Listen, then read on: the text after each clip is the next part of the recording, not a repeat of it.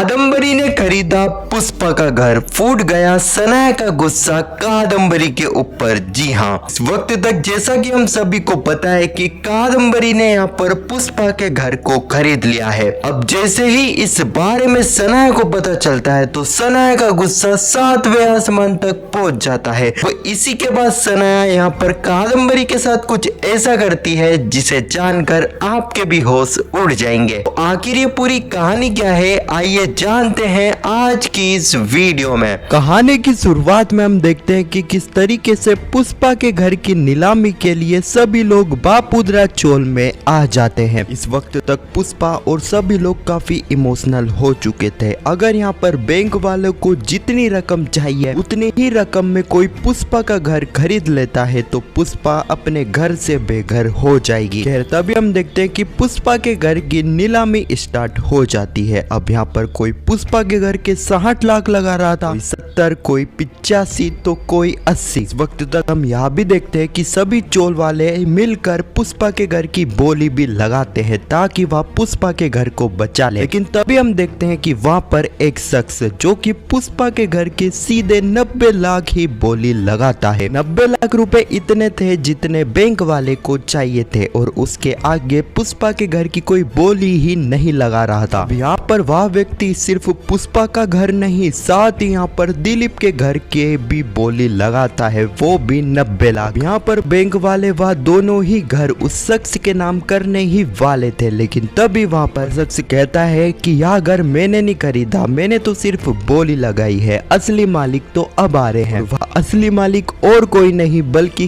कादम्बरी थी। अब कादम्बरी को देखकर सभी लोग हैरान हो जाते हैं। हम देखते हैं कादम्बरी जो कि वहाँ पर आकर कागजों में साइन करके पुष्पा और दिलीप के दोनों ही घर को खरीद लेती है। यहाँ पर हम यहाँ भी देखने वाले हैं कि उसी वक्त वहाँ पर दिलीप भी आने वाला है। अब यहाँ पर पुष्पा दिलीप से यही पूछेगी, दिलीप तू इस कादम्बरी का साथ क्यों दे रहा है? यहाँ पर दिलीप कहेगा कि पुष्पा लाइफ में कुछ अच्छा करना चाहता था, मैं अपने पैरों पर खड़ा होना चाहता था, लेकिन तू हर बार अपनी ही मर्जी चलाती थी, जिसके चलते मुझे कादम्बरी से हाथ मिलाना पड़ा। तभी हम देखते हैं कि यहाँ पर कादम्बरी जो कि पुष्पा को कहती है, पुष्पा मैंने तेरे घर को तो खरीद लिया है जिसके चलते तुझे तेरे घर को छोड़कर जाना होगा, लेकिन मेरे पास एक ऑफर है, अगर तू उस ऑफर को मान लेती है तो तुझे अपने घर को छोड़कर जाना ही नहीं पड़ेगा, तू अपने ही घर पर रहेगी। पुष्पा कहती है कादम्बरी बताओ क्या है ऑफर तुम्हारा? कादम्बरी कहती है पुष्पा तुझे अपने ही घर में रहना होगा, कहीं जाने की जरूरत नहीं है, बस तुझे हर महीने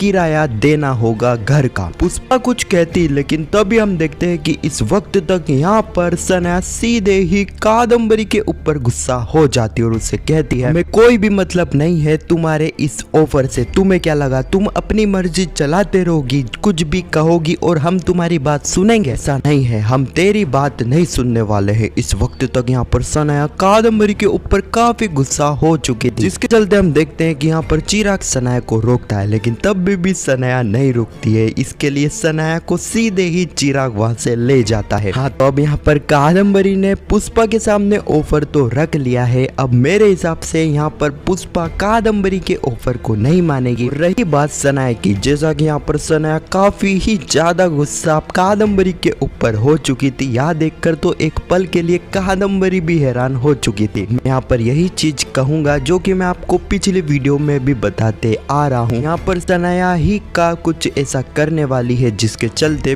पुष्पा को अपना घर वापस मिल जाएगा। पुष्पा को अपना घर किसी भी तरह मिले, लेकिन उसमें कहीं ना कहीं यहाँ पर सनाया का तो हाथ होने वाला है। हाँ, तो यही कुछ कहानी है जो कि पुष्पा इम्पॉसिबल के आने वाले एपिसोड में हमें देखने को मिलने वाली है। खैर आपको यह वीडियो कैसी लगी कमेंट सेक्शन में जरूर बताना, और वीडियो पसंद आई तो वीडियो को एक लाइक जरूर करना, और पुष्पा इम्पॉसिबल के आने वाले एपिसोड की अपडेट सबसे पहले देखने के लिए चैनल को सब्सक्राइब अवश्य करना। जब तक के लिए धन्यवाद।